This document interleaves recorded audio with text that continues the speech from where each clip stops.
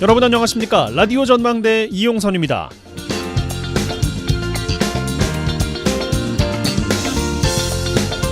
정말 비가 지겹게도 많이도 왔습니다. 얼마 전까지 가뭄이었다는 게 맞나 싶을 정도인데 기록적인 폭우 그리고 인명피해, 재산피해가 발생했다는 뉴스들 속에서 이번에도 의인에 대한 뉴스가 그래도 마음을 어루만져 줍니다. 충북 오송 지하차도 침수 당시에 어려운 여건 속에서도 생존자를 구출해낸 화물차 운전기사 유병조 씨 그리고 증평군 공무원 정영식 씨의 이야기입니다. 참사 당일에 화물차를 몰던 유 씨도 오송 지하차도로 진입을 했는데요. 물이 순식간에 차올라서 빠져나오려고 했는데 눈앞에 있던 버스를 본 겁니다. 같이 탈출해보려고 화물차로 버스를 들이받아서 밀어도 봤지만 밀리지 않았다는 거죠. 창문을 깨고 화물차 지붕으로 올라와 보니까 인근에서 사이드미러를 간신히 붙들고 있던 20대 여성 승객을 보고 끌어올렸습니다. 그리고 비슷한 방법으로 2명을 더 구조했습니다. 이 과정에서 증평군 공무원 정 씨도 구조가 됐는데요. 함께 물속에 있던 3명을 끌어올려 소중한 생명을 지켰습니다. 이런 상황에서 내가 먼저여도 이상할 게 없죠. 오히려 당연할 수도 있겠습니다. 그런데 의인들은 이런 위급한 상황에서도 자신보다 남을 생각하는 것 같습니다. 생존자의 가족들이 직접 의인들을 찾아가서 손을 꼭 붙들고 감사함을 전했다고 하죠. 다시 한번 감사하다는 말씀 드리고 싶습니다. 오늘 라디오 전망대가 준비한 소식입니다. 지역 소식들 뉴스 브리핑 통해서 들어보고요. 매주 수요일 코너 나전 법정 칭찬해주세요 이어집니다. 잠시 후에 뵙죠.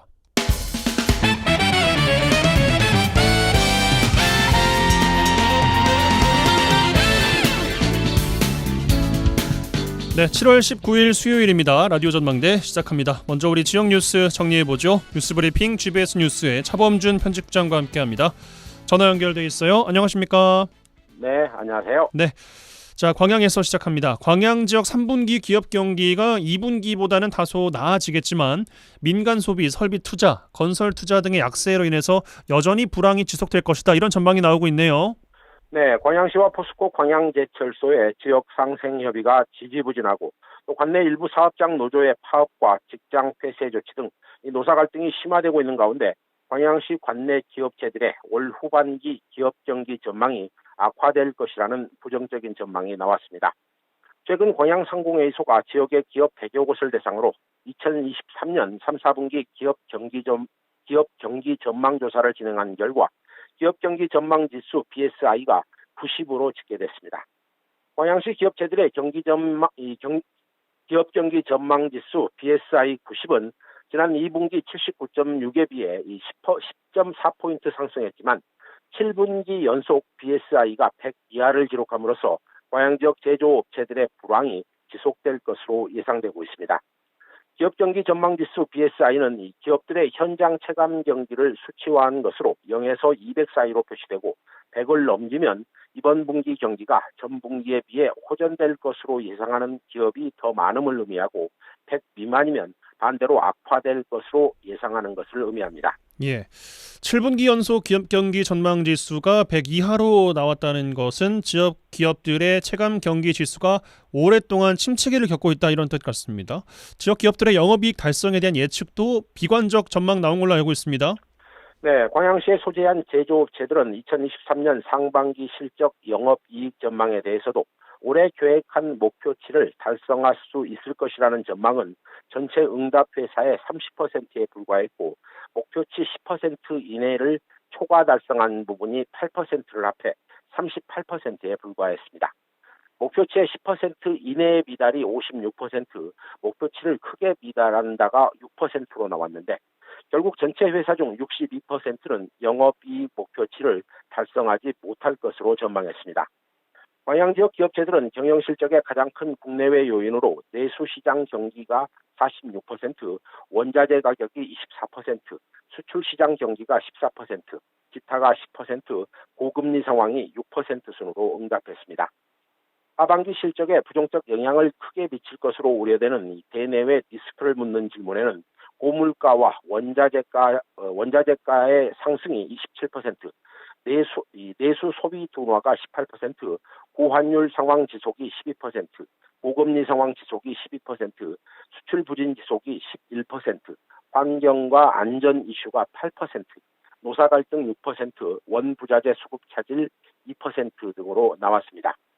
이 광양시 관내 기업들의 수출 중단이나 감소한 기업들을 대상으로 원인을 묻는 질문에는 수출 시장 판매 부진이 60%, 수익성에 따른 수출 중단이나 축소가 20%, 해외 현지 생산으로 대체했다가 20%로 나왔습니다.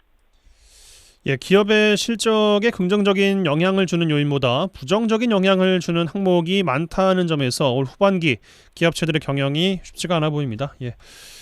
자, 순천으로 가겠습니다. 순천시가 지난 4월부터 박람회 개최하고 있습니다. 박람회 개최 이후 박람회장을 제외한 지역의 다른 관광지를 찾은 관광객이 크게 늘어난 걸로 집계됐다고요? 네, 순천시가 지난 4월 정원 박람회 개장 이후 나간 읍성 등 순천 지역 주요 관광지 방문객이 크게 늘었다고 밝혔습니다. 순천시는 순천의 주요 관광지 방문객 숫자가 4월에 300만 명, 5월에 196만 명으로 집계됐다고 밝히고 이 같은 방문객 수는 지난 1, 2월의 방문객 22만 명과 70만 명을 훨씬 웃도는 인원이라고 밝혔습니다. 순천의 관광지 중에는 이 국제정원 박람회장인 순천만 국가정원과 가장 가까운 이 순천만 습지를 다녀간 방문객 수가 단연 많았는데 4월과 5월 방문자가 총 415만 명으로 집계됐습니다. 다음으로 순천시 나간면에 소재한 나간읍성으로 이 박람회 개최 이전 방문객 대비 대략 2배 정도의 증가폭을 보인 것으로 집계됐습니다. 예, 박람회장과 가까운 곳에 관광객이 늘어난 것은 낙수효과로 볼 수 있겠습니다만 멀리 떨어진 관광지의 방문객이 늘어야 지역 전반에 미치는 경제적 파급 효과도 커지는 것 아니겠습니까?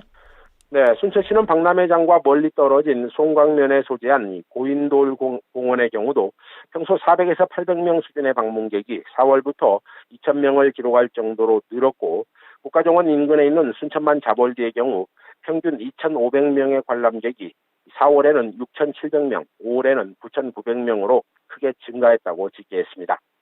박람회장을 찾은 관람객들을 도심으로 유인하는 이 도심 관광지인 순천부읍성 남문터 광장은 개장 이후 4월에는 관광객 숫자가 변화가 없었지만 5월부터 평소의 5배인 1,600명이 광장을 찾은 것으로 조사됐고 뿌리 깊은 나무박물관은 1,500명이 평균 관람객이었지만 박람회 개막 이후 3,500에서 4,000여 명의 방문객이 찾은 것으로 집계됐습니다. 이 밖에도 순천 드라마 촬영장이나 순천 자연휴양림, 고인돌공원, 나간민속 자연휴양림 등도 지난 1, 2월보다 많은 방문객들이 찾은 것으로 조사됐습니다. 박람회장 바로 옆에 위치하고 있는 순천만 생태문화교육원의 경우 박람회 개최 이전에 10,000명의 이용자 숫자가 4월 들어 36,000명으로 폭주한 것은 국제정원박람회 개장을 영향을 받아 학술단체나 학교 등의 포럼이나 연수 등이 치러진 데 원인을 찾고 있습니다. 예, 알겠습니다. 관련해서 여수에서도 좀 비슷한 이야기를 좀 해볼까 하는데 코로나19로 주춤했던 해외여행 수요가 폭발적으로 증가하고 있죠. 휴가철 여수시 관광객 감소 현상이 나오고 있다고요? 네, 남해안 관광도시인 전남 여수시를 찾는 관광 수요가 휴가철을 맞았지만 감소세로 나타나 관광산업 타격이 우려되고 있습니다. 여수시가 실시한 관광 빅데이터 분석 결과에 따르면 올해 상반기 누적 방문객이 1,332만 명으로 지난해 상반기 누적 방문객 1,217만 명 대비 9.5% 증가했지만 본격적인 휴가철을 앞두고 관광객들의 여수 방문이 감소 추세를 보이는 것으로 분석했습니다. 여수시는 코로나 종료 이후 국내 관광 수요가 해외여행으로 바뀌면서 이 관광객 감소 현상이 나오고 있고 이 같은 현상이 여름 휴가철에도 지속될 것으로 예측하고 있습니다. 여수시는 여름 관광 성수기인 7월부터 8월 기간 동안 관광객 유치를 위한 다각적인 대책을 마련해 관광객 유치 상승세를 이어간다는 방침입니다. 여수시는 여름에 국내외 홍보 마케팅을 강화하고 인플루언서를 활용한 팸 투어나 홍보 영상, TV 프로그램 제작 등을 통해 내국은 물론 베트남 비엣젯 항공 잡지 광고 게재, 해외 TV 광고 송출 등으로 외국인 관광객들도 적극적으로 유치한다는 방침입니다. 예, 여수시의 관광 자원인 섬을 활용한 체류형 관광객 유치 전략도 박람회 앞두고 또 필요한 것 아니겠습니까? 네, 여수시는 여수시가 지니고 있는 섬과 바다 등 풍부한 관광 자원을 바탕으로 체류형 관광객 유치에 나선다는 방침입니다. 지난 6월부터 남도 숙박 할인 빅 이벤트를 추진해 전남과 광주 외 거주자가 지역 숙박업소를 이용할 경우 숙박비를 지원하고 있고 단체 관광객 유치 보상금 지원 사업도 지속적으로 추진하겠다는 계획입니다. 여수시는 국내외 야간 관광 성장세에 대응한 야간 관광개발 용역 추진 및 수요자 중심 맞춤형 신규 관광객 콘텐츠 개발에 집중하고 바가지 요금 근절이나 친절 서비스 캠페인 추진, 안정적 물가 관리를 통해 관광객들이 안심하고 여수에서 즐길 수 있는 환경을 조성하겠다는 방침입니다. 네, 뉴스브리핑 GBS 뉴스의 차범준 편집국장과 함께했어요. 고맙습니다. 네, 고맙습니다.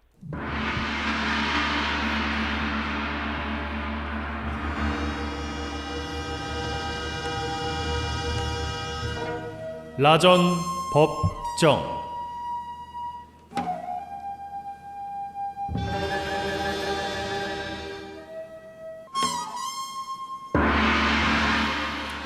내 생각만 옳은 것은 아니다, 이런 주장도 있다. 이슈를 바라보는 눈을 키워드립니다. 매주 수요일 시간 라디오 전망대 라전 법정 시간입니다. 자, 오늘도 두 분과 함께합니다. 부부 변호사 송하진, 이결아 변호사 두 분 어서 오십시오. 네, 안녕하세요. 네, 이번 주 내내 저희 고정 게스트분들께 비 피해 없었는지 여쭤보고 있어요. 네. 뭐 피해 없으십니까? 비가 계속 많이 오고 있어서. 예, 우선 뭐 다행스럽게도 저희는 직접적으로 입은 피해 같은 건 없는데요. 그러니까 저희 이외에 지금 뭐 전국적으로 좀 난리잖아요. 네. 그래서 피해 입으신 분들이 너무 많고 해서 좀 사실 마음이 굉장히 그러니까 안 좋은 상황입니다. 비가 많이 와서 좀 처지긴 하는데 좀 좋지 못한 소식도 들으니까 진짜 마음이 좀 처지고 더 무거워지는 것 같은데 이 변호사님은 어떠십니까? 예, 그러니까 이게 참 이렇게 매년 또 뭐 기록적인 폭우다 해가지고 항상 문제가 됐었는데 이게 또 인명 특히나 또 사망하는 일까지 벌어지니까 예. 이것이 참 안타까워요. 너무나 또 그 개개인의 사정들이 또 다 안타깝더라고요. 그래서 좀 이제 더 이상 피해가 없기를 이제 바라봅니다. 네, 비가 좀 빨리 좀 장마 기간이 좀 끝났으면 네. 좋겠는데. 네. 그렇습니다. 자, 화제의 판결로 가보겠습니다. 이번 주 어떤 판결에 주목해 보셨어요? 예, 2021년에 이제 2021년 10월 6일에 그 여수 웅천에 있는 마리나 요트에서 고3 현장 실습생이 이제 실습 도중에 사망한 사고가 있었잖아요. 홍정훈 군. 네, 예. 맞아요. 그 홍정은 군 사건인데 이 사건과 관련해서 당시 그 이제 고등학교 재학 중이었던 고등학교에 당시에는 교감이었어요. 이 교감이 이제 전남교육청에서 특정 조사를 또 한 거예요. 이런 좀 사망 사고가 생기니까. 그래서 그 당시 이제 교감을 상대로 견책 처분을 내렸었어요. 예. 그랬는데 이제 이 분이 이거 좀 너무 부당하다 해가지고 이제 소청을 제기를 했는데 소청에서도 이제 그 청구가 받아들여지지 않자 행정소송까지 했어요. 그래서 최근에 그 행정소송 결과가 나와가지고 이걸 좀 한번 알려드리려고 가져와봤습니다. 어떤 결과 나왔습니까? 재판부에서는 일단 우선 뭐 실체적인 판단을 하지 않았고요. 예. 각하 판결을 했는데요. 각하. 예, 우선 이 각하 판결이 나온 것에 대해서 좀 설명을 드려야 될 것 같은데 행정소송이지 않습니까? 내가 어떠한 불이익한 처분을 받았다. 따라서 이것이 취소되어야 된다라고 제기한 게 행정소송인데 행정소송 중에 취소소송이겠죠. 근데 행정소송이 본안에 관해서 심판을 제대로 받기 위해서는 일정한 요건들이 필요합니다. 그 중에 하나가 법률상의 이익이 있어야 돼요. 소의 이익. 그러니까 이 소로 인해서 원고가 달성할 수 있는 이익이 있는지 없는지 여부를 판단해야 되는데 우선 이 사건에서는 뭐라고 봤냐면 재판부에서 견책은 훈계 처분에 불과해서 승진이나 승급이 제한되는 불이익이 없다. 이 견책이 남아 있으나 아니면 소송으로 인해서 취소가 되나 그 원고에 그러니까 이 소총이 아니라 견책 처분을 받은 어떤 그 당시에 교감 선생님 입장에서는 얻을 이익이 없다. 그래서 이 소의 이익이 없기 때문에 실체 판단에 나아가지 않고 그래서 그냥 각하 처분을 한다라고 해서 견책 처분이 정당했는지 안 했는지 여부 자체를 판단하지도 않고 이거는 소로 인해서 달성할 수 있는 이익 자체가 없으니까 판단하지 않겠다라고 해서 각하 처분을 했습니다. 그런 것도 있군요. 네. 아마 소송에서는 이제 이 원고가 된 이 이제 선생님이 이제 이 견책 처분을 통해서 자기의 명예 또는 신용 어쨌든 그 현장 실습생의 죽음과 관련해서 자기의 어쨌든 책임이 있다라는 취지로 어쨌든 징계를 받은 거기 때문에 견책도 징계니까. 네, 그 징계의 수위를 떠나서 아마 그런 부분도 주장을 했던 것 같아요. 그러니까 인격적인 이익 이런 거를 이제 침해를 주장했던 것 같아서 재판부가 이거에 대해서도 판단을 했는데 네. 원고가 이 사건 처분을 통해서 인격적인 이익을 침해받았더라도 이를 법률상 이익으로 볼 수는 없다 해서 이제 부적합하다 해서 이제 각하를 한 거죠. 네. 근데 말씀 듣다 보니까 더 궁금한 게 당시의 교감, 현재는 교장 선생님이라고 이야기하셨잖아요. 네, 승진도 승진한 됐어요. 거 아니에요? 맞아요. 그렇죠. 그것도 고려가 됐어요. 판결 이후에. 그래요? 예, 실제로 네가 이 견책 처분으로 인해서 받은 불이익이 없지 않느냐. 그렇기 심지어 때문에- 승진도 했네. 네. 뭐 이런. 그렇죠. 그런 것까지 고려된 것이고 이 소를 제기하신 분 입장에서는 아니 이게 남아 있으면 어쨌든 뭔가 나의 잘못이 인정된 거 아니냐, 나의 명예나 신용이 더럽혀진 거 아니냐, 난 명예회복을 해야겠다라고 좀 주장을 하셨던 것 같은데 재판부에서는 그런 명예나 신용 이런 것도 법률상의 이익은 아니다. 그 뭐 반사적인 어떤 효과에 불과하지 법률상으로 보호받는 이익이 아니기 때문에 그거 가지고 또 심판 대상이 된다고 볼 수는 없다 이렇게 판단을 한 사람입니다. 예. 알겠습니다. 뭐 요 이슈는 요 정도로 정리하는 것으로 하고요. 주제로 넘어가 보겠습니다. 지난해에 이어서 저희가 처음 이야기 나눴지만 올해도 참 폭우 때문에 참사가 많이 발생하고 있습니다. 40여 명이 넘게 사망자가 나온 이번 집중호우 피해예요. 막연하던 기후 위기가 이제 진짜 매년 피부로 와닿는 느낌입니다. 계절별로도 그렇고 폭우로 인한 피해 복구 너무 광범위하고 피해가 커서 막연하기만 한데 산사태로 인한 주택 붕괴, 신축 아파트 침수 피해를 입었을 때 책임 소재와 손해배상을 받을 수 있는 방법들 여러 가지 이야기들이 이번에 나왔습니다. 다양한 피해 회복에 대한 사안을 알아볼 텐데요. 먼저 준비된 꽁트 듣고 오겠습니다. 와 무슨 비가 아직도 이렇게 오나? 벌써 며칠째야. 아우 비가 와도 요상하게 와. 한 번씩 하늘에 구멍 뚫린 것 마냥 쏟아붓다가도 또 멀쩡해진 거 보면 기후 위기는 위기인가 봐. 아니 그러니까 말이야. 우리 이번에 계약한 신축 아파트 한번 둘러보러 갔다 올까? 아니 지은 지 얼마 되지도 않은 아파트에서 비가 줄줄 샜다고 그러잖아. 우리 아파트는 괜찮은지 한번 보고 오자. 아이 뭘 그리 시선을 떨어. 브랜드 있는 건설사에서 짓는 건데 비가 새는 게 말이나 돼? 이 사람 뭘 몰라도 한참 모르는 소리 하고 있는데 아 요즘 난다긴다 하는 건설사에서 철근 빼먹어가지고 뭐 순살자이 뭐 비가 샌다고 뭐 흐르지요 뭐 자이아가라 뭐 별말이 다 나오고 있잖아 지금. 뭐? 흐르지요? 자이아가라? 진짜 웃긴다. 아 그럼 한번 확인이나 해보자. 잠시 후 어머 자기야 저기 거실 좀 봐.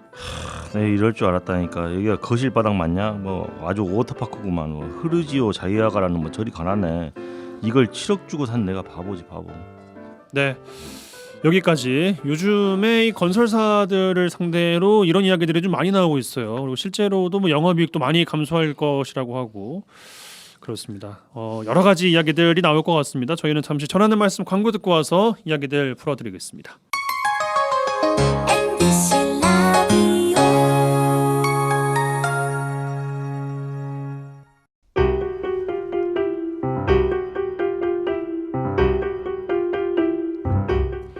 지역 뉴스 1시간 안에 정리해드립니다. 재미있고 편한 뉴스, 지역 시사는 역시 이용선의 라디오 전망대. 여수 MBC 라디오 전망대 함께하고 계십니다. 매주 수요일 코너 라전법정 이어드리고 있고요. 부부 변호사 송하진 이결아 변호사 두 분과 함께하고 있습니다. 자, 이번 폭우와 침수 피해 관련된 이야기가 오늘 주로 나올 것 같습니다. 이번 폭우가 뭐 100년에 한 번, 뭐 어떤 곳은 1000년에 한 번 올 법한 폭우라고 하는데 뭐 매년 이런 이야기는 듣는 것 같아요. 뭐 몇 년에 한 번씩 뭐 이렇게 큰 피해가 났다라는 것이 그만큼 반복되고 있고 기후 위기를 절감하고 있습니다. 아직 피해 집계가 뭐 시작도 안 된 것 같고 한창 더 지나봐야 알 수 있을 것 같은데 특별 재난 지역 선포 이야기가 나오고 있거든요. 이 이야기 먼저 해보면 어떤 기준이 좀 있을까요? 네, 그 특별 재난 지역이라는 거를 어떻게 선포하고 또 어떤 기준에 의해 선포하고 어떤 지원을 할 것이냐가 2013년도에 처음 신설이 됐어요. 그게 이제 재난 및 안전관리 기본법이라는 재난안전법에 이게 이제 신설이 됐는데 일단은 대통령이 선포를 하겠죠. 네. 이제 대통령이 선포를 하기 전에 이제 중앙대책본부장이 있습니다. 그래서 중앙대책본부장이 이거 그 너무 큰 규모의 이제 재난이 발생했다. 그래서 이제 뭐 국가의 안녕 또 뭐 사회질서 유지에 영향을 아주 미친다 이런 이제 판단이 서면 중앙위원회의 심의를 거쳐서 대통령에게 여기 지역을 특별 재난 지역으로 선포하도록 건의를 할 수 있는 거예요. 그러면 이제 대통령이 선포를 하게 되는 겁니다. 그래서 이제 법에 아예 규정이 되어 있는 거여서 쉽게 생각하면은 그 이제 우리 지자체마다 가지고 있는 예산들이 있잖아요. 근데 그 예산의 2.5배, 그러니까 그 지원 금액, 국가가 이제 지원해주는 금액의 한 2.5배를 초과하는 경우에는 특별 재난 지역을 선포를 해서 국가가 재정적으로 많은 지원을 해서 빠른 피해 복구를 하겠다 이렇게 이해를 하시면 될 것 같아요. 네. 뭐 말씀하신 것처럼 윤석열 대통령도 순방을 다녀와서 뭐 국무회의에서 이번 사태에 대해서 전 국가적 자원을 총동원해서 복구에 힘쓰겠다 뭐 이런 이야기도 하던데 특별 재난 지역으로 선포되면 뭐 사망, 부상자 이런 인적 피해에 대한 보상은 어떻게 이루어지게 됩니까? 우선 특별 재난 지역으로 선포가 되면 뭐 그에 따라서 얻는 이익이 상당히 있겠죠. 예. 먼저 지자체의 경우에는 뭐 사유시설이라든지 공공시설이 이렇게 뭐 피해를 입었을 때 그 복구 비용의 50%에서 80% 정도를 국비로 충당할 수 있습니다. 50에서 80이요. 예, 그러면 상당하네요. 굉장히 큰 재정적인 부담을 좀 덜 수 있겠죠. 예. 그리고 피해를 입은 주민들 입장에서는 국세를 납부하는 것을 예외를 한다든지 국세나 지방세 납부 예외, 그리고 건강보험료 감면, 그리고 또 전기요금이나 도시가스 같은 공공요금 감면 등의 혜택도 받습니다. 예, 그리고 사망 및 부상자에 대해서 구호금도 지급이 됩니다. 그래서 특별재난지역으로 선포가 되면 여러 가지로 지자체라든지 피해를 입으신 주민들이라든지 실질적으로 얻는 이익이 굉장히 크다고 할 수 있겠죠. 예. 지금 실제 예로 경기도에서 발표를 했는데요. 지금 오송 지하차도 침수로 인한 사망자와 예천 산사태 사망자 중에 이제 경기도민이 지금 3명으로 확인이 됐는데 이 3명에 대해서는 사망 지원금으로 2천만 원, 그다음에 이제 그 유족을 위한 생계비 4인 기준으로 162만 원을 지원하겠다라는 그 계획을 발표를 했습니다. 그러니까 이게 사망하고 부상자에 대해서 얼마를 지급할 거냐가 막 법에 아예 뭐 얼마 지급 이렇게 적혀져 있고 이런 것은 아니고요. 예. 그 이제 기준을 정해서 이제 지급을 하고 있는 거죠. 네. 전국적으로 이번 집중호우 때문에 이재민도 한 10,000여 명 정도가 발생했다는 거 아니겠습니까? 좀 살아갈 길이 막막한 그런 실정이실 것 같은데 기본적인 생활이 될 수 있도록 지원금 지급 뭐 이런 것도 있습니까? 네, 생계비. 아까 생계비. 생계비도 되고요. 그다음에 주거 안저 비용이라고 해가지고 이제 예. 별도의 또 그 지원을 하게 됩니다. 이제 특별 재난 지역이 되면 지자체에서 자기의 어떤 그 지역 주민이 다른 지역에 갔다가 이런 침수 피해로 뭐 사망을 하거나 부상을 한 경우에도 이렇게 지원을 하지만 네. 국가 차원에서 또 지원을 해주는 거고 아까 그 구호금도 국가가 한 절반 이상을 부담을 해주는 거기 때문에요. 그리고 이제 뭐 사망한 이외에 뭐 이제 직접적으로 당장 생계가 걱정되시는 분들에게는 생계비, 주거 안전 비용 등을 지원하게 됩니다. 네. 그다음으로 살펴볼 것이 주택이나 아니면 자동차 침수는 진짜 이번에 많이 겪었던 네. 것 같습니다. 유실됐을 때 이런 피해에 대한 보상 과정은 어떻게 진행될까요? 우선 자동차 관련해서 제가 먼저 설명을 좀 드릴게요. 예. 그 자동차가 침수되는 경우에는 일단 대부분은 자동차 보험을 통해서 보상을 받으시고 그 이후에 보험회사가 국가나 지자체 이렇게 관리 주체에게 뭐 구상금 청구 소송을 제기하는 형태로 이렇게 진행이 되는데, 그러니까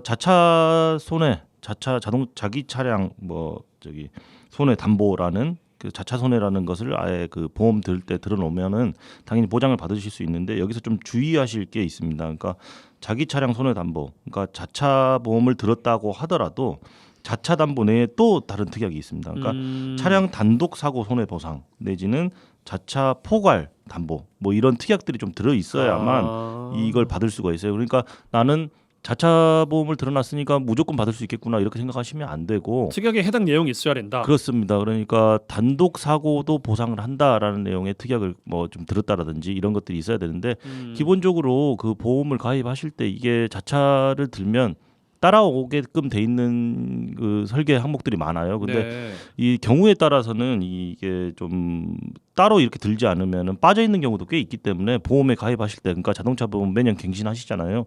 그때마다 좀 반복적으로 이걸 확인하실 필요가 있을 것 같고, 또 그러면 자차에 가입했고 단독 사고 뭐 보상이라는 특약에 가입했다고 하면 무조건 받느냐? 또 그건 아닙니다. 이것까지 살펴보셔야 되는데, 뭐 문이라든지 창문, 썬루프 이걸 열어두는 경우도 있을 거 아니에요. 본인 그러면 과실. 이거는 너무나도 뻔하잖아요. 명백한 본인의 과실이기 때문에 예. 이런 것들이 이런 본인의 과실이 개입된 경우에는 침수로 여기지 않기 때문에 보상을 받을 수가 없습니다. 그래서 무조건적으로 보장받는 건 아니고 나의 과실도 없어야 된다. 여기까지 좀 참고를 하시면 좋겠습니다. 네. 또 마찬가지로 주택이 침수되는 경우에는 풍수의 보험이라는 게 있어요. 이제 풍수의 보험이라는 거는 아예 행정안전부에서 관할한 정책 상품으로 보시면 되는데, 태풍, 호우, 홍수, 강풍, 풍랑, 뭐 대설, 지진, 해일까지 이러한 풍수해로 인해서 주택이나 비닐하우스까지 포함한 온실, 그리고 뭐 상가, 공장 등에 발생하는 물리적인 손해를 보상하는 보험입니다. 특히나 이거는 정부와 지자체가 보험료의 많게는 92%까지 지원을 하기 때문에, 그러니까 적극 권장을 하는 거예요. 왜냐하면 매년 이렇게 자연재해가 발생하고 그 피해액이 엄청나기 때문에 정부 차원에서 이거를 이제 정부에서 지원을 해주니까, 보험료의 일부를 지원을 해주니까 좀 들어라라고 적극 권장하고 있습니다. 그리고 이제 이게 소멸성 보험이기 때문에 1년이고요. 원칙적으로 기간은. 그래서 1년이 지나면 새로 가입을 해야 되는데 보험료 자체가 그렇게 비싸지는 않더라고요. 물론 면적에 따라 좀 다르기는 한데요. 그 다음에 이제 이 보험의 특징은 특보. 이거 무슨 호우특보가 있을 거다. 이런 거 전에 가입을 해야만 보상을 해줍니다. 뭐 특보 난 다음에 갑자기 가입한다고 해서 보상이 안 되겠죠. 그래서 그러겠죠. 예, 그런 좀 제약 사항이 있습니다. 네. 예. 그 본인 과실이 없다는 가정하에서 네. 예를 들어서 주택이나 자동차 안에 어떤 물건들이 또 있을 수 있는 거 아니겠어요? 뭐 귀중품이라든지 그렇죠. 이런 것들도 만약에 유실이 되면 이거는 보상받을 수 있습니까? 이게 기본적으로 결론부터 말씀드리면 안 됩니다. 안 돼요. 그러니까 차 안에 뭐 고액의 현금이라든지 귀중품 이런 것이 있었다고 하더라도 자동차 보험이라든지 풍수해 보험에서는 뭐 주택이나 자동차 안에 있는 물건들까지 보상해주지는 않습니다. 알겠습니다. 그 이번에 충북 오송 지하차도 참사 관련해서 사망자가 참 많이 나왔고, 관련해서 유족분들은 이 진입을 막아달라고 사전에 신고도 했었는데 막지 않았다. 그렇기 때문에 인재다라고 이야기를 좀 하고 계십니다. 네. 주택 피해, 뭐 침수 피해에 대해서 국가나 지자체의 손해배상 청구까지 이어질 수가 있을까요? 우선은 책임이 있느냐 없느냐에 관해서 법리적으로 따져볼 부분이 있습니다. 그러니까 결국에는 국가나 지자체의 관리 소홀이 인정되는 경우에는 당연히 뭐 형사적인 책임도 져야 될 것이고, 그 담당 공무원들이 예. 그리고 국가나 지자체가 손해배상 책임도 져야 될 것이고, 그 반대로 국가나 지자체가 뭐 최선의 조치를 다 했는데도 예상할 수 없는 어떤 뭐 500년 만의 폭우라든지 도저히 예측할 수 없는 자연재해가 일어나서 손해를 입었다라고 하면 그 책임이 부정될 수는 있는데요. 우선 이번 사고 같은 경우에는 불과 몇 년 전에 부산의 초량 지하차도 사건이 있었잖아요. 굉장히 좀 유사한 측면이 많은 것으로 그러네요. 보여요. 아까 질문하실 때도 말씀드려줬지만 그 지금 나오는 뉴스들을 속속들이 보면은 그 강물이 범람하기 전에 이거 차량 통제해야 되는 거 아니냐 뭐라고 시민들도 굉장히 많이 신고를 했고, 네. 또 홍수 관제청 뭐 관리센터에서는 이거를 차량 통행을 막아야 된다라고 그 관리 지자체 구청에다가 이야기를 했더니 이거는 우리가 관리하는 게 아니다. 충북이 그러니까 충청북도가 관리하는 것이니까 우리의 매뉴얼이 우리가 할 수 없는 범위 밖이다. 그리고 충청북도에서는 우리 CCTV 보고 있긴 한데 우리 매뉴얼상으로는 50cm 이상 차야지 통제가 하지, 우리 매뉴얼상으로 아직 통제 단계가 아니다. 뭐 이런 식으로 뭐 했다라고 해요. 이거 보니까 좀 사실은 이게 서로 지금 책임 떠넘기기 하고 있는 모양새로 보이고, 이 사고가 난 지 얼마 안 됐으니까 어디서 지금 많이 본 듯한 장면 그렇습니다. 같아요. 갑론을박들이 많이 벌어지고 있는데, 우선 이 대표적으로 국가나 지자체의 책임이 인정된 사례, 아까 부산 그 초량 지하차도 사건 같은 경우에는 관계된 공무원 11명이 형사처벌을 받고 뭐 구속까지도 되는 그런 사건이 있었습니다. 이 사건은 굉장히 흡사하고, 그 당시에 그 도로 진입을 막는 어떤 전광판이라든지 이런 게 고장난 상태로 한 3년 정도 방치가 돼 있었다라고 해요. 그리고 여러 가지 사고의 전조 증상이 있었는데도 불구하고 관계된 어떤 공무원들이 자신의 어떤 직무를 유기하거나 막 해태한 정황들이 있었기 때문에 그때는 책임이 인정됐고, 이번 상황 같은 경우에는 지금 사고가 난 지 얼마 안 돼서 그런 것들이 뭐 속속들이 밝혀지고 있는 상황인데 좀 따져볼 문제들이 있는 것 같고요. 네. 그 이외에도 책임이 인정되지 않은 경우들도 꽤 많았습니다. 그래요. 예, 보통은 그 이제 아까도 말씀드린 게 보통 이제 보험을 통해서 보상을 받고 보험회사가 이제 좀 구상을 하는 사건들이 좀 덜어 많이 있었는데요. 그 2020년 7월 달에 이제 전북 전주에 이제 집중호우로 인해 가지고 하천이 범람해 가지고 차량 20여 대가 침수돼서 이제 삼성화재 보험에서 한 1억 8천만 원 정도를 이제 보상한 사건이 있고, 그래서 이거에 한 50%에 해당하는 9천만 원 정도를 이제 전라북도와 전주시 국가를 상대로 소송을 했었어요. 근데 이때 당시에 이제 정부와 지자체가 이 손해를 예견하기 어려웠다. 이런 이제 취지로 이제 예견하기 어려운 차량 침수에 대해서는 정부와 지자체의 책임이 아니다 해서 이제 보험사에 패소 판결을 내린 적도 있고, 네. 그다음에 아까 말씀드린 대로 시설물 관리를 소홀한 것이 인재냐, 그리고 충분히 예견할 수 있는 그런 자연재해였느냐, 이거에 따라서 책임 인정 여부가 갈리고 있습니다. 그래서, 예. 오송 지하차도 관련해서도 뭐 이제 수사 당국의 수사가 시작이 됐다고 하니까 관련 이야기가 좀 나와 봐야 저희가 이야기를 더 진척할 수 있을 것 같습니다. 네. 그건 그렇고 그 신축 아파트 관련된 이야기가 저희 꽁트에 좀 나와 있었어요. 신축 아파트에도 물난리가 났다. 뭐 이런 소식도 들려오는데 뭐 여러 경우가 있겠습니다만 전반적으로 놓고 보면 건설사 책임일지 아닐지가 궁금하거든요. 어떻습니까? 이것도 좀 나눠서 봐야 돼요. 그러니까 기본적으로 신축 아파트의 누수 피해는 아무래도 시공사의 잘못일 가능성이 가장 크죠. 네. 누수가 난다라는 거는 뭔가 시공사의 잘못 어떤 만들었다. 하자로 인해서인데, 우리가 이제 뭔가 어떤 이런 집단적인 건물을 이제 설계를 할 때 예측을 하잖아요. 만약에 비가 내린다라고 했을 때 이거를 어느 정도 뭐 우수바지를 경사도를 어떻게 하고 이런 거를 예측을 하고 하는데, 보통은 예를 들어 30년 평균 강수량, 뭐 50년 평균 강수량 뭐 이런 걸 기준으로 해서 한단 말이에요. 근데 그런 거를 다 고려해서 했는데도 예상할 수 없는 집중 뭐 호우다. 이러면 사실 그것만, 그러니까 신축이라는 이유만으로 뭐 건설사나 시공사의 책임을 묻기는 어려운데, 이거를 뭐 설계상에 아예 흠이 있었다. 처음부터 애초에 그렇다고 한다면은 당연히 책임을 물을 수가 있는 거고요. 그래서 따져봐야 된다는 거죠. 네. 그리고 방금 말씀드린 거는 뭐 주차장이라든지 뭐 로비나 단지 일부 이런 그러니까 그 공용 영역이었다면 내부 누수 같은 경우는 좀 다르게 볼 여지가 분명히 있습니다. 그러니까 천장에서 물이 샌다든지, 우리 꽁트 사례에서 나왔죠. 뭐 아니면 아파트 내부에 물이 고이는 이런 문제는 사실 시공사의 하자담보 책임을 물을 수 있다라는 게 그 지배적인 의견입니다. 그러니까 하자담보 책임의 기간이 있는데요. 통상 급배수 관련된 문제는 2년, 실내 건축이나 토공공사는 1에서 2년, 그리고 지붕이나 방수는 3년인데요. 뭐 외벽과 관련된 문제, 그러니까 콘크리트와 관련된 문제라면은 5년에서 10년까지도 가능한데, 기본적으로 신축 아파트인데 집안에서 물이 샌다라고 한다면 그 건설사에서 애초부터 지을 때 하자가 있었다라고 보는 게 맞겠죠.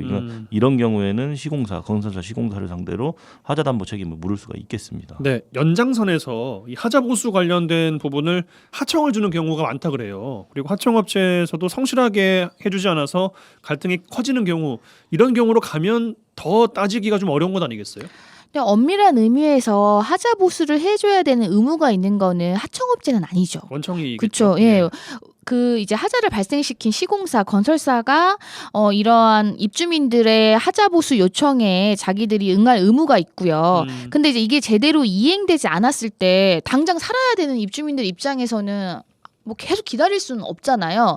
그래서 이제 하자 보수 보증금이라는 제도가 있잖아요. 그래서 이거 뭐 계속 마냥 뭐 하자 보수 이행을 기다릴 수는 없기 때문에 뭐 입주자 대표 회의가 그 보증 기간에다가 아예 금액을 청구를 해서, 보증금을 청구를 해서 그 비용으로 직접 보수를 하거나 아니면 제3자에게 보수를 하게 할 수 있는, 그래서 이런 제도가 이제 마련이 되어 있기 때문에 뭐 근데 이거는 근데 입주자 개인이 신청할 수는 없어요. 보증금은. 그래서 하자 보수를 개인적으로 요청은 할 수 있지만 뭐 이제 보증금을 청구하는 문제는 이제 단체로서 해야 되는 그런 부분들이 있기는 한데요. 뭐 하청업체가 직접적으로 하자 보수를 이행하지 않는다고 해서 하청업체를 상대로 왜 이행을 하지 않냐 이렇게 하기에는, 그러니까 직접적인 계약 관계는 없기 때문에, 그러니까 그 부분은 내가 계약 관계를 맺은 그 상대방에게 그렇죠. 청구할 수 있는 건설사나 시공사를 부분입니다. 상대로 청구하는 것이 맞겠죠. 근데 근데 이제 실무상 조금 안타까운 것은 뭐냐면 당연히 하자가 있으면 건설사나 시공사가 이거를 하자를 보수를 해줘야 되지 않습니까? 근데 저 우리 지역에도 있는 문제인데 제가 어느 아파트라고 특정 아파트를 언급하지는 않겠습니다만은 이 건설사나 시공사들이 항상 이런 식입니다. 보수해 줄게요. 좀만 기다려 보세요. 아, 이거 곧 승인이 날 겁니다. 본사에서 아직 승인이 안 났네요. 이렇게 계속 시간을 끌면서 하사 보조를 해주지 않고 시간을 질질 끕니다. 그리고 그럼 이제 입주민들이 이제 법률적인 어떤 상담을 받아보고 우리 소재기한다. 더 이상 참을 수가 없다라고 하면 소재기하시는 순간 우리는 하자 보수 못 해줍니다. 그 소재기하시는 건 본인 자유인데 판결 나오면 판결에 따라서 우리가 하지. 그때 그 지금부터는 만약에 소재기하시면 오늘부터 저희는 손 떼겠습니다. 이런 식으로 좀 협박까지 하는. 그러니까 언제 이것도- 해주겠다고 말을 안 하면서 소재기하면은 소재기한 판결 난 다음에 해주겠다라는 거예요. 네, 그래서 굉장히 답답한 일이네요, 이것도 진짜. 갑질이고 횡포 아닌가. 실무상 굉장히 빈번하게 일어나고 있는 일이기도 하고 현재 우리 지역 내에서도 일어나고 있는 일이기도 하죠. 그러면은 어떻게 해야 돼요? 그러면 취소해야 됩니까? 아니죠. 그래서 이게 당연히 일정 부분 협의를 합의를 하면서 이제 기다릴 수는 있는데 차일필 무한정 뭐 이걸 몇 년씩 질질 끈다라고 한다라면은 답이 없는 거죠. 당연히 이제 소송을 제기하실 수밖에 없는 것이고 아까 그리고 이결아 변호사가 말씀하셨듯이 하자 보수 보증금을 청구할 수 있어요. 그러니까 물론 개인이 할 수는 없지만 입주자 대표회의 이름으로 해서 하자 보수 보증금을 사용해서 직접 보수를 한다든지 아니면은 제3자에게 보수하게 한다든지 그런 방법을 사용하시는 것도 좀 고민을 해보셔야 되는데 여전히 입주민들 입장에서는 너희들 법적으로 조치 취하기만 하면 우린 바로 손 뗀다라고 하면 굉장히 어떤 조치를 취하기에 좀 소극적으로 될 수밖에 없겠죠. 예. 근데 또 소재기를 안 해놓으면 또 소멸했다. 그 권리가 소멸했다. 이렇게 또 주장을 해버리면 참 미치겠네요, 진짜. 그렇게 되는 제가 아까 문제들이 말씀드렸죠. 있어요. 네. 부위에 따라서 하자 보수 그 의무 기간이 다 달라요. 뭐 5년, 3년, 10년 이렇게 있는데 그거 질질 끌다가 만약에 그 기간 놓쳐버리면 책임 물을 수도 없게 되는 그런 사태도 있기 때문에 좀 현명하게 판단하셔야 됩니다. 이 부분. 그러게요. 예. 지난해 폭우 피해가 있고 나서 여야 할 것 없이 이른바 침수 방지법을 내놨어요. 근데 주로 어떤 내용이고 왜 국회 문턱을 넘지 못하고 있는 건지 이 이야기 하면서 마무리했으면 좋겠습니다. 작년 8월에도 서울 강남역 일대가 물에 잠겨가지고 이제 여야 할 거 없이 그랬죠. 그때 지하 주차장 침수 예방법만 한 6건이 지금 계류 중인데요. 대부분 개정안들의 내용은 뭐냐면 침수를 방지하는 시설을 의무적으로 설치하는 대상을 확대하자. 뭐 이런 내용이고 또 국가나 지자체가 이 설치 비용을 지원하는 법적 근거를 만들자. 뭐 이런 게 주요 내용인데 일단은 사실 뭐 이 개정안들을 자세히 들여다보면 이미 있는 제도인데 또 뭐 만든다는 그런 내용도 있고 또 침수 그 이제 표현 주체 그러니까 침수가 우려되는 이런 표현이 모호하다는 거예요. 그러면은 또 오히려 또 소규모 건축주들한테 부담을 주는 규정이 될 수도 있고 이제 이런 논란이 있고 또 문제는 뭐냐면 최근에 또 나오는 것들의 이제 이런 재정적인 문제가 커요. 재정적인 문제 이거 뭐 지원 결국엔 대부분 다 지원이잖아요. 그리고 부처 간에 좀 약간 주도권 싸움도 있는 거예요. 그래서 이게 계속 딱 그때 어떤 참사가 일어났을 때 막 반짝하고 막 법안들이 나왔다가 또 이제 좀 시간이 지나면서 좀 이제 그게 또 딱 사그라들면 또 그렇게 그런 형태가 지금 계속 반복되고 있는 것 같아요. 네. 이번 그 피해 수습 과정에서도 관련 이야기가 좀 나올 것 같은데 이번에는 또 어떻게 진행이 될지도 지켜볼 대목인 것 같습니다. 자, 요 정도로 폭우와 침수 피해 관련된 내용들 살펴봤습니다. 라전 법정 부부 변호사 송하진 이결아 변호사 두 분과 함께했어요. 두 분 고맙습니다. 네, 감사합니다. 잘했군 잘했어 잘했군 잘했군 잘했어 그러게 내 영감이라지 잘했군 잘했어 잘했군 잘했군 잘했어 그러게 내 마누라지.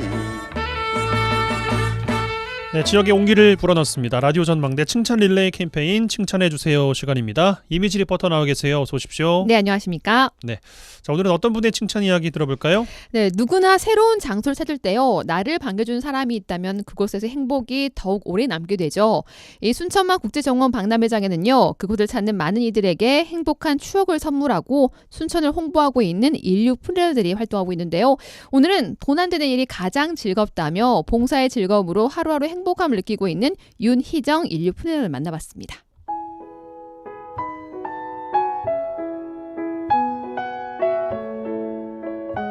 2023 순천만 국제정원 박람회 홍보단의 인류 플래너 윤희정입니다. 인류 플래너 어떤 건가요? 네, 인류 플래너는 직업을 갖고 있지 않은 봉사 단체를 만들어진 건데 우리 순천만 국제정원 박람회를 일반 시민으로서 홍보를 하고 알림의 목적이 가장 큰 거입니다. 그런데 이걸 어떻게 하게 되신 거예요? 봉사를 원래 좋아해요. 근데 이제 지금 제가 봉사 단체의 한 군데가 그 마을 활력소라고 있어요. 그러니까 이제 그 시골인데 서면이라는 서면 마을 활력소가 있는데 그때 현수막을 이렇게 지나가다 보고 나는 미용을 갖고 있는데 내가 가지고 있는 이 재능을 기부하면 어떨까라고 시작을 하고 재밌게 하고 있었는데 같이 하던 분 선생님께서 거기 인류 플래너를 모집을 한다 하니 잘할 것 같으니 한번 해봐라 이래서 하게 됐는데요. 굉장히 다양한 활동을 많이 하셨죠, 지금요. 많이 하고 있다고 친구들도 그러고 돈 안 들이는 일이 이렇게 재밌니? 이렇게 얘기하는 제가 봉사활동을 본의 아니게 이게 사회복지과를 공부하면서 봉사를 필요에 의해서 했어요. 근데 이제 막연하게 어릴 때부터 나이가 50이 넘어가면 나는 꼭 봉사를 하고 싶어 라고 생각했는데 잘 접하지를 못했었어요. 그 봉사를 할 수 있는 단체들이 정말 엄청나게 많았는데 저를 몰랐었어요. 노인들 찾아가서 뭐 이발 이렇게 해드리고 하는 봉사들은 조그맣게 했는데 이렇게 봉사를 어떤 체계적으로 하는 거를 보는 거는 제가 가지고 있는 기술을 돕는다거나 이렇게 홍보를 한다거나 아니면 이렇게 프로그램을 만들어서 운영을 한다거나 그 동네 청소년들이 공원에서 밤 늦은 시간까지 이렇게 놀고 있으면 선도해주는 방범 봉사가 있어요. 이런 봉사들을 본의 아니게 이렇게 막 하고 있더라고요. 그래서 봉사에 성취감을 좀 맛보고 싶다거나 이게 앞으로가 시간이 더 많으니까 봉사에 대해서 좀 많은 생각을 가지고 그거에 대한 그런 기회를 갖고 싶습니다. 하시면서 기억에 남는 일도 많을 것 같아요. 저희가 인류 플래너는 풍덕 경관정원에서 근무를 합시다라고 이제 이렇게 배정을 받았어요. 그런데 첫날 갔는데 저희가 거기서 주는 그 자원봉사 옷을 똑같이 입고 갔는데 오시는 관광객분들한테 알려드리고 이 꽃에 대한 경관정원에 대한 이야기를 해주고 싶었는데 옷이 똑같잖아요. 그 수많은 자원봉사들 중에 이렇게 얘기를 잘 안 들어주려고 하더라고요. 그래서 저희는 그걸 맡았는데 그래서 안 되겠다. 그래서 이제 저희 단장님하고 의논을 했어요. 전화를 해가지고 우리 꽃장식하고 이런 거 있던 거를 우리가 튀어야겠다. 장식을 하자. 우리 몸에다 장식을 하고 장식을 하고 그 경관정원 올라가면 그 전망대가 있어요. 거기에 올라오신 분들한테 거기 정관이 엄청 좋거든요. 장식도 해드리고 혼자 사진 찍고 계시는 분들 사진 찍어드릴게요. 그래서 이제 그렇게 하는 식으로 해서 봉사가 전개가 됐어요. 그래서 너무 신나게 막 너무 고마워하고 할머니들은 막 주시면 사탕도 주시고 가시고 사진 찍어주면 너무 고맙다고.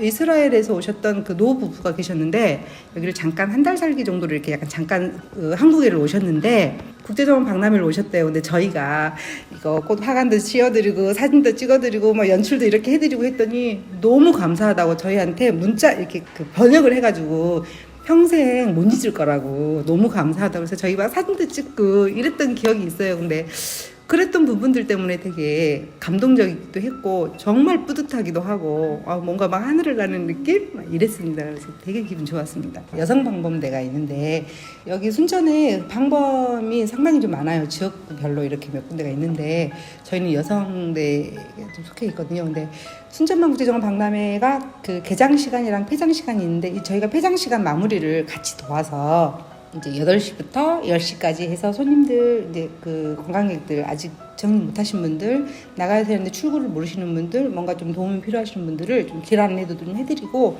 혹시 어떻게 뭐 누가 다쳐있거나 뭔 상황이 좀 벌어져 있으면 저희가 좀 이렇게 체크하는 차원으로 그런 봉사를 10시까지 밤에 하고 있습니다. 다양한 봉사를 함께 하고 계시잖아요. 네. 그 안에서도 많은 보람을 느끼기 때문에 이렇게 함께 하시는 것 같아요. 네, 제가 그 어떤 우리 사회에 힘은 없잖아요. 그냥 저는 일개 시민이니까 일개 시민도 이렇게 기뻐하고 또 같이 참여해서 누군가에게 이런 좋은 생각을 갖게 할 수 있다라는 거, 그다음에 세상은 외롭지 않다라는 생각을 해줄 수 있다는 그런 역할을 하는 거에 대해서 제가 되게 좀 쾌감을 느끼는 것 같아요. 단 예로 하나로 5월 8일 날 어버이날 행사가 있었거든요. 어버이날 행사를 원래는 없었어요. 그런데 제가 메이크업이나 이런 미용 쪽으로 일을 하고 있다고 했잖아요. 그랬는데 거기에 제가 이제 헌 한복, 유행 지난 한복이 있어요. 그 한복을 좀 몇 개 가지고 있었거든요. 그래서 저희가 오천 그린광장에 되게 멋있잖아요. 넓고. 거기 가서 카네이션 달아드리는 행사를 하면 어떨까? 그런데 봉사복 말고 한복을 입자.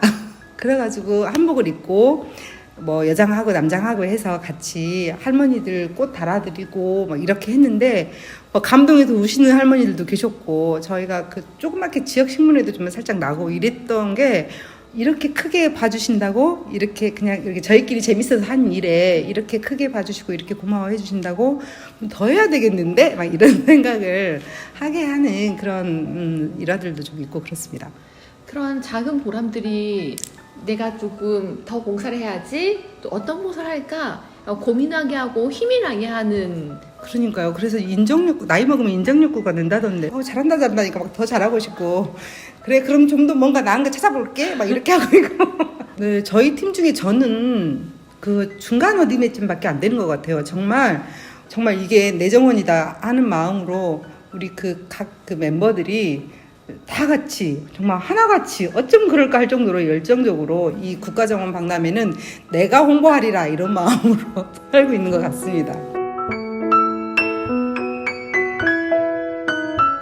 제가 가지고 있던 어떤 그 지난 살아왔던 그 시간들보다 그 1년의 이 시간이 저한테는 굉장히 자부심이고 이게 국가정원 박람회가 그냥 우리 한 지역의 조그만 행사가 아니잖아요. 그래서 이게 세계적인 행사이기 때문에 이곳에서 홍보를 하고 또 우리로 인해서 외국인들도 그렇고 우리나라 우리 그 지역 분들도 그렇고 우리 전국에서 오신 분들이 여기 너무 좋다. 이분들 때문에 너무 즐거운 관광하고 간다 하시고 이런 얘기를 들을 때면 제가 이 인류 플래너라는 이 일 자체는 제 일생에서 지울 수 없는 어느 한 획이 된 것 같다고 생각을 합니다.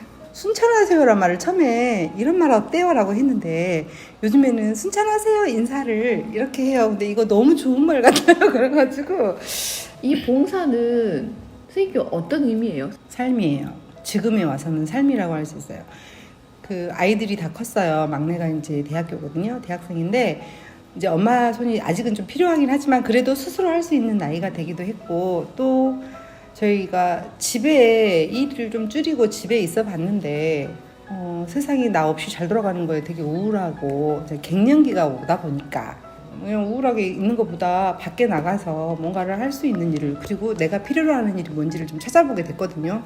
근데 이 봉사가 정말 딱이고 이 봉사랑 진짜 잘 맞는 거예요. 상냥한 말투나 뭐 사랑스러운 눈빛이나 이런 부분들이 외롭고 좀 힘드신 분들이 너무 좋아해 주시고 그런 거를 보면 교감이라는 게 있잖아요. 그래서 그런지 저는 봉사가 너무 잘 맞다. 근데 너무 힘들어서 내가 이렇게 되지 않는 선에서는 적절하게 잘해서 나도 즐겁고 또 우리 이렇게 우리 시민들도 같이 즐거운 봉사를 나는 이렇게 해서 내 삶으로 그냥 이렇게 할 수 있을 때까지는 하려고 생각을 하고 있습니다.